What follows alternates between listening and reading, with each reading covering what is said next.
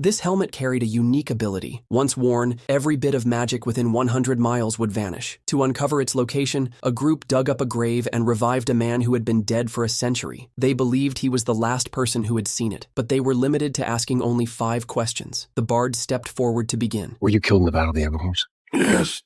Great. I mean, not for you. One more question, right? Yes. No, that wasn't for you. Did that count as a question? Yes. Damn it.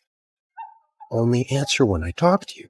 Okay? Yes. Why did you say okay at the end of that? I didn't. Unfortunately, all 5 were wasted with no useful answers. With no other option, they dug up another grave and revived a second man. This time, the bard was more careful, no trick questions. At last, the spirit revealed what had happened 100 years earlier. Their unit had been ambushed. In the middle of the chaos, the officer handed him the helmet. But before he could explain further, the enemy sliced him in half. Since the bard didn't get the answer, he prepared to leave. The wizard stopped him, reminding him that all 5 questions had to be asked, or the soul wouldn't rest. The bard quickly threw out 2 meaningless questions just to complete the count. What's your favorite food? Oats. Oh, barley. What's 2 plus 2? I'm bad at math. After laying that soldier back to rest, they revived the officer. His story was even worse. He had found the helmet and planned to hand it over to his fastest rider. But in the very next second, a sword pierced through his skull. Following that clue, they searched for the rider. They thought he knew the truth, but he didn't. He had slipped and died in the bathroom, never even reaching the battlefield. To Ven Salafin. That's you, isn't it? I'm Sven Salafin. Ven's my brother. This is a nightmare.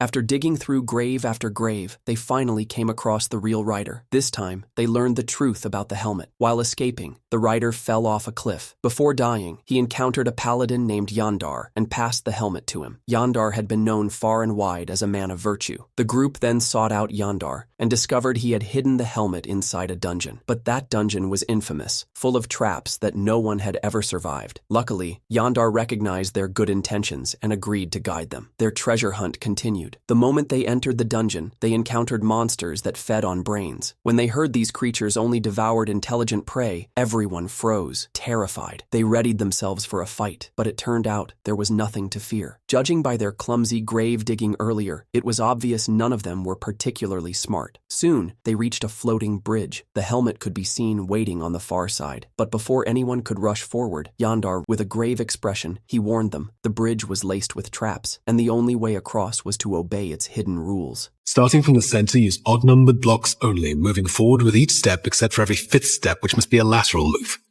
At the midpoint, we switch to even-numbered blocks. Same pattern, except now lateral move after the 4th step, until we reach 3...